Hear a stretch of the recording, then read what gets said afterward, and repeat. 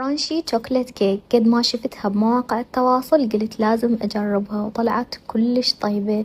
الكيكة هشة وهاي الكرانشي الطبقة الفوقها كلش طيبة. تعال نسويها سوية. أول شي راح نحتاج 3 بيض بدرجة حرارة الغرفة، أخلي عليهم رشة فانيلا و1 كوب سكر ونخلط. بعدها أضيف 3/4 كوب زيت و1 كوب حليب سائل ونخفق. بعدها نضيف المكونات الجافة، نص كوب كاكاو باودر، 1.5 كوب طحين وملعقة أكل بيكنج باودر. نخفق المكونات كل زين لحد ما تتجانس تصير عندنا بهذا الشكل.